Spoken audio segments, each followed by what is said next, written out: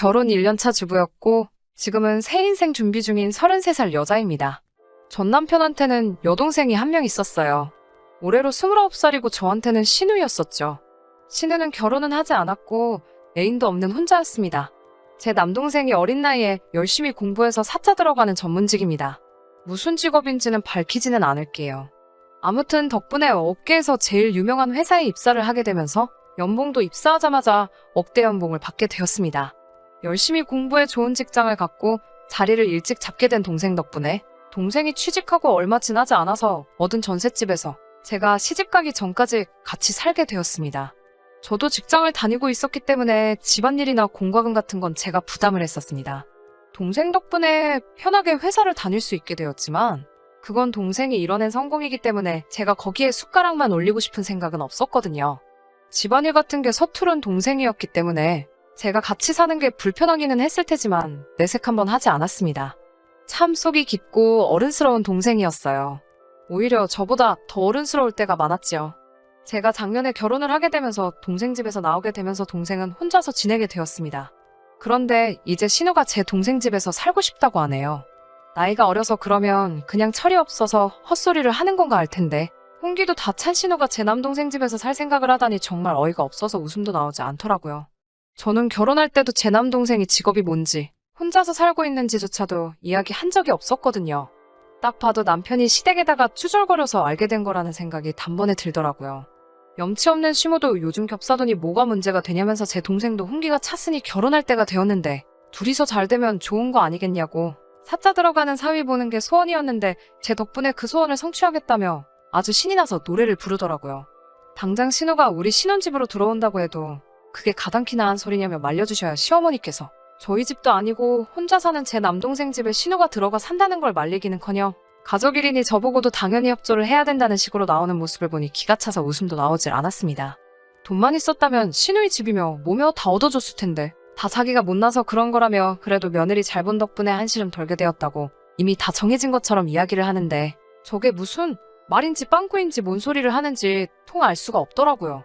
시어머니한테 그게 도대체 무슨 말씀이냐고 아무리 신우 미래가 걱정되신다고 한들 되는 건 되는 거고 안 되는 건 안 되는 거지 않냐면서 제 눈에 흙이 들어가도 그건 안 된다고 말씀드리니 저보고 치사하게 1억이냐면서 돈이 없으니 어른할 길을 우습게 아는 거냐면서 늙으면 죽어야지 하시며 신세한탄을 하시는데 남편은 한술 더 터서 저보고 못됐다고 지네 엄마한테 말버릇이 그게 뭐냐고 한 소리를 하더라고요.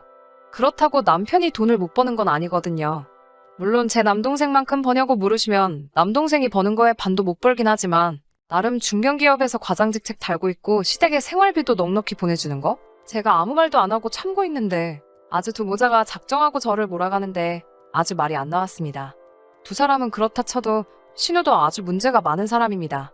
저도 겹사돈이라는 말에 손사래를 쳤지만 신우가 그만큼 정신머리 똑바로 박혀있고 사람 됨됨이가 괜찮으면 공부만 하느라 연애 한번 제대로 못해본 제 동생 어디 정신머리 빠진 여자한테 걸려서 홀딱 뜯어먹히는 꼴 보느니 제가 발벗고 나서서 두 사람을 이어주려 노력이라도 했을 텐데 신우야말로 제가 본 사람 중에 가장 정신머리 빠진 여자 중에서도 손에 꼽을 정도로 별볼일 없는 여자였거든요. 나이도 29살이나 먹어가지고는 직장다운 직장 한 번 가져본 적이 없고 고졸인데다가 그 나이 먹도록 아직도 아르바이트만 전전하면서 입에 풀칠만 겨우 하고 있습니다. 심지어 아르바이트나 취직 준비라도 열심히 하고 있는데 결과가 안 좋다면 신우가 그냥 운이 안 좋아서 그렇다고 위로라도 해줄 텐데 아르바이트에서 월급도 받기 전에 이건 이래서 싫다 저래서 싫다 하면서 그냥 하기 싫다고 그만두고 돌아오는 것도 부지기수고 한 달 동안 일자리만 3번을 바꾼 사람은 제 인생에서 신우가 처음이었어요. 언젠가 제가 다니는 회사에서도 무기계약 사무직을 뽑았었는데 계약직이기는 하지만 일반 사원들하고 비슷하게 대우해주는 데다가 정부 정책 때문에 고졸자를 우대로 뽑는 자리였거든요. 물론 계약직이기 때문에 승진 같은 건 따로 없기는 하지만 신우한테 이것보다 좋은 자리는 없을 거라고 생각해서 신우 생각에 제가 남편하고 신우까지 설득해가며 제 돈으로 학원비까지 내줘가면서 자격증 따게 만들어주고 하며 취직을 도와줬습니다. 월급도 시작이 250 정도라서 조건도 좋은 편이었으니 시어머니도 하기 싫다는 신우를 닥달해서 겨우겨우 달래가며 학원을 보내 자격증까지 따게 만들어줬고요. 겨우겨우 최종 면접까지 어떻게 인사팀 사람들 구워 삶아가며 올려놨어요. 신우한테 최종 면접 전날에 힘내라고 응원해주러 찾아갔더니 글쎄 머리를 금발로 탈색을 해버렸더라고요. 면접을 하루 앞두고 머리를 금발로 탈색하는 사람이 세상 천지에 어디 있냐고 한 소리를 했더니 요즘 유명한 아이돌 누가 하고 있는 머리인데 자기한테 잘 어울릴 것 같아서 충동적으로 탈색을 했다고 하네요. 어찌어찌 가발까지 구해가며 면접에 보내놓고 최종 합격까지 시켜놨더니 아주 신우마라는 꼬라지가 가관이었습니다. 요즘 같은 세상에 개인의 개성을 존중해주지 않는 보수적인 회사하고는 자기가 같이 일을 할 수 없겠다면서 첫 출근 날에 합격까지 해놓은 직장에다가 얼굴도 내비치지 않고 전화로 자기는 출근하지 않겠다고 통보를 해버린 거죠. 인사팀 사람들에게 어떻게 그런 사람을 소개시켜줄 수 있냐고 한 소리 들은 건 둘째치고 일평생 단 한 번뿐일 수도 있는 기회를 그딴 식으로 날려버린 그런 구제불능의 신우를 저도 포기하게 되었고 그날 이후로 그 어떤 일이든 신우 일이라면 도와주고 싶은 생각이 싹 사라져버렸습니다. 100번 양보해서 정말 겹사더니 저한테 아무런 문제가 되지 않는다고 한들 그런 사람을 제 남동생하고 이어주기는커녕 근처에 얼씬도 하게 하고 싶지 않더라고요. 얼마 전부터 자기 SNS에다가 무슨 자취방 꾸미기 사진 같은 걸 가져와서 내가 꿈에 그리는 방이라는 식으로 이제 자기도 독립을 해야겠다며 주저리 떠들어놓고 사진을 한 장 올려놓길래 신우가 이제는 정신 차리고 독립하려나 보다 생각했는데 독립이 아니라 내 남동생 집에 들어가서 얹혀 살 계획을 떠들고 앉아있으니 저는 아주 복장이 터지기 직전이었어요. 그 와중에 뚫린 입이라고 말은 또 잘하더군요. 청소며 빨래며 자기가 다 할 거고 월세도 낼 거라고요.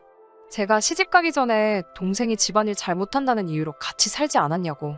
오히려 자기가 들어와 사는 걸 제 남동생이 고맙게 여겨야 하는 것 아니냐며 말도 안 되는 소리를 하길래 신우와 시댁 식구들에게 제발 그만 좀 하라고 하고 대화를 마무리 지었는데 그날 저녁에 남편이 그새를 못 참고 제 동생한테 전화를 했나 봐요.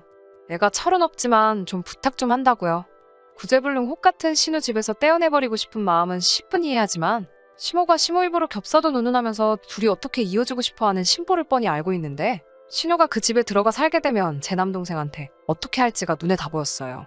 남동생이 제게 전화로 이야기해주길 남편이 동생에게 다른 사람도 아니고 매형 동생이지 않냐고 가족이라고 생각하고 딱 1년만 같이 살면서 도와줄 수 없냐고까지 말을 했다고 하네요.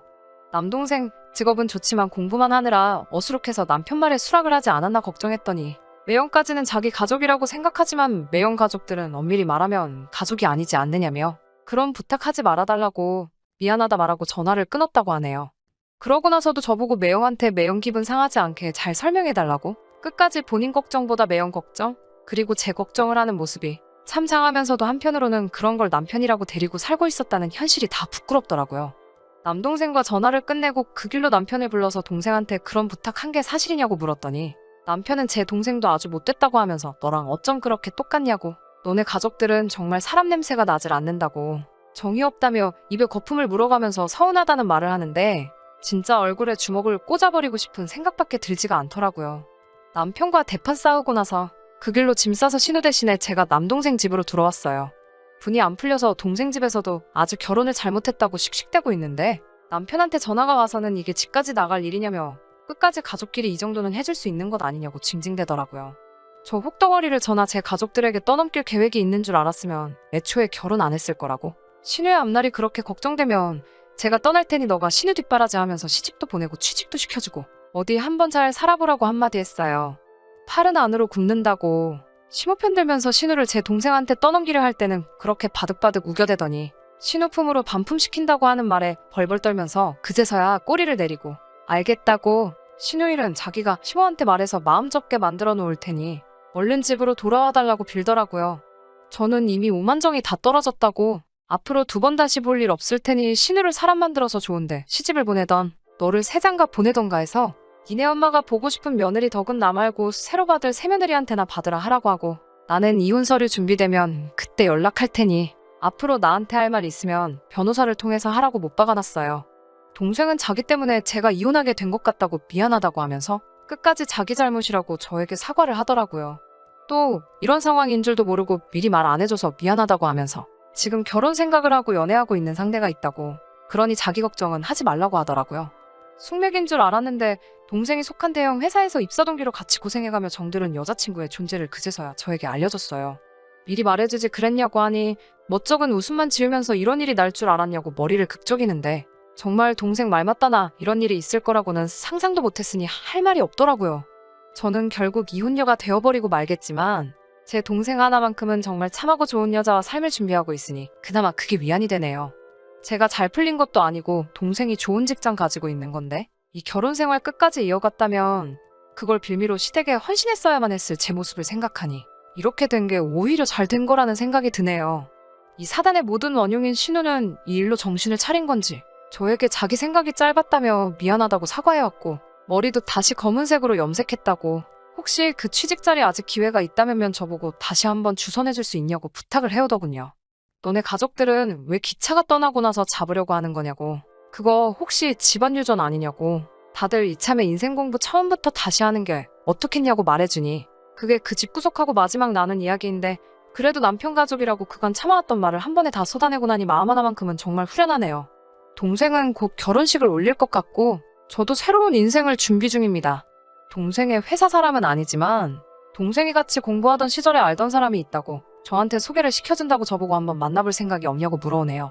물론 그 사람들도 가족이 어떤지는 만나봐야 알겠죠. 하지만 이제 이렇게 새 인생을 시작하게 되었는데 이제는 좀 더 신중하게 결정해서 또 같은 실수를 반복하지 않게 저도 사람을 보는 안목을 길러야 할 것 같습니다. 끝까지 들어주셔서 감사합니다. 오늘의 사연은 여기까지입니다. 구독과 좋아요, 알람 설정 부탁드리고 더 좋은 사연으로 다시 찾아뵙겠습니다. 감사합니다.